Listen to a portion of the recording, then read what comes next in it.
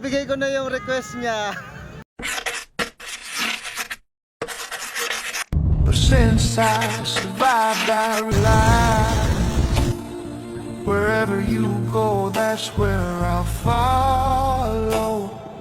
Nobody's promised tomorrow, so I'm gonna love you every night like it's the last night, like it's the last night. If the world was ending, I wanna be next. Yan, paakyat na tayo ng Tibagan. Shoutout sa mga taga rito, si Chumata.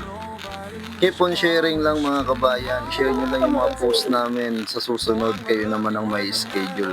Alam ko maraming nanonood sa akin mga taga rito. Kaya sa susunod, i-schedule kayo ni Commander. Isa-isa lang. Medyo mahina pa yung kalaban. Sayang, di ka Basta pangako sa inyo ni Mamang Guard, isa-isahin ko kayong surprise. Ay! Wala kasing thrill yung mga kabayan, yung kukunin ko yung cellphone number or may message ko kayo sa messenger. Walang thrill yun. Mas maganda yung ganito. Yung hinahanap ni Mamang Guard, yung mga bahay nyo. At dun malalaman natin kung kilala talaga kayo ng mga marites sa kanya-kanyang lugar ninyo. Mas masarap magtanong sa mga marites. Dun makikita kung alam nila yung buhay ninyo. Kilala nila kung sino yung hinahanap ng mga taong na pumapasok sa lugar nyo.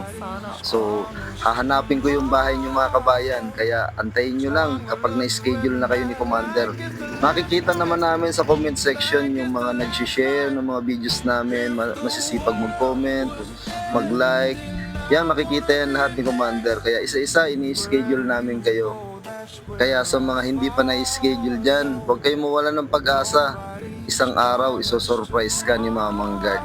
At ipagtatanong ko sa mga CCTV, human CCTV dyan sa lugar nyo kung kilala ka. Kaya kapag nag-comment ka dyan kabayan, kumpletuhin mo yung address mo with landmark para mabilis kitang makita at mapuntahan.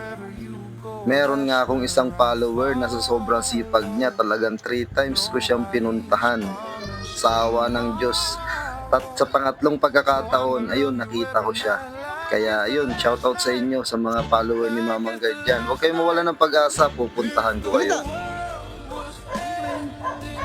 Ano?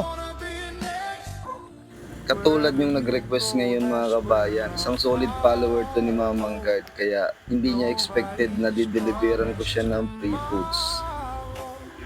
So I'm gonna love you every night like it's the last night, like it's the last night. Tao po. Tao po. Si Mia po. Saan? Saan siya? Siya dun sa bahay nila. Nandun daw sa may mahabang parang, kaya pupuntahan natin siya para i-surprise. Tara. Katulad ng pangako ko sa inyo mga kabayan, iisa-isahin ko kayo. Sisikapin kong mahanap kung nasaan ka man. Ipagtatanong-tanong ko kung saan kita matatagpuan.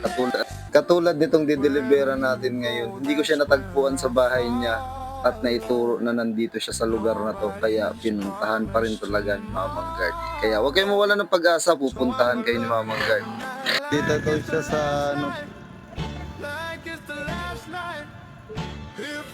Ayan. Mia Sardan po.